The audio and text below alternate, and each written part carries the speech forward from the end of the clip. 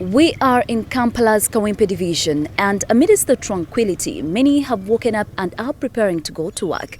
But behind me is a small saloon owner whose love for children led her to offer her space for the low-income mothers who can barely afford the traditional daycare services. Mama, that is what the children in her care call her. Her name is Rose Nampala and she is 53 years old. She has a 24-year-old son from whom she derives the name Mama Peter. For the last 20 years, Nampala has offered to care for many children in this neighborhood. Their parents drop them off in the morning as they head to work. Sophia Nakaizi has a daughter living with disabilities. She sells cooked food on the streets of Kampala. I pass here often and saw children. I decided to ask her to help me watch over my child as I vended food in downtown Kampala. But you see, sometimes it's hard to make money to pay her as KCCA chases us off the streets. She's very understanding, and even on those days I don't pay, she hasn't stopped me from leaving my daughter behind. I often leave her there when she's on holiday. There have been no issues with how she has looked after my child in her condition. Nampala says the idea to start an informal daycare center came quite by accident. I started out with a salon, but I was not making enough money to even afford rent. So one day, there was a lady in the neighborhood who asked to leave her child with me, and she would pay me 1,000 shillings per day.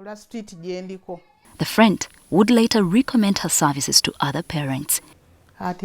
She was the same person who told another parent to bring her child to me, saying that I took care of her child well. Before long, I had 3 parents leaving their children with me, and I would make 3,000 shillings a day. That was how I survived. The children in her care range from 2 months to 15 years. While I started out at 1,000 shillings, I later decided to increase it to 3,000 shillings because the price of food kept rising, and also children eat more as they grow. For the younger ones, I give them potatoes and some matoke. The older ones eat the same food that I eat.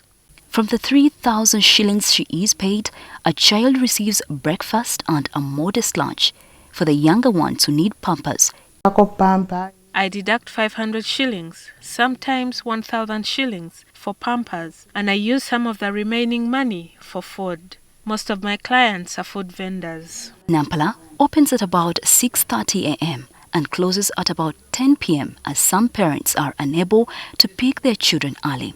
Sometimes, some children spend the night. This center is open 7 days a week. Because of the high rent that she cannot afford many times, she has had the idea to leave. However, landlords elsewhere do not want many children. Every time I try renting elsewhere, I am rejected because I come with many children, so I have opted to stay here. But the rent is so high. Honestly, after all the expenses are paid, I often find myself with very little, and yet I cannot find cheaper accommodation elsewhere. While I love taking care of children, it is sometimes hard because the parents often don't pay. But for those I have worked with, they really appreciate. Disposing of the rubbish, especially the pampers, is difficult because they use flush toilets here. And many times, the rubbish collectors take forever to come, sometimes even 2 months. This is another thing the landlords worry about, that we will put the pampers in their toilets. For Sarah Nambi, Mama Peter has not only looked after her children, but started the journey with her before she decided to become a mother. She has entrusted her child with Mama Peter for 15 years. She looked after me when I was young up until 2008, when I became a mother myself. She was there for us. She was our mother and catered to all our needs because the father of my child abandoned us. My child is in school now. Chibirango Suleiman Kaziro, the LC1 chairman of Sempa zone in Waise, says that Mama Peter's services are a blessing to many.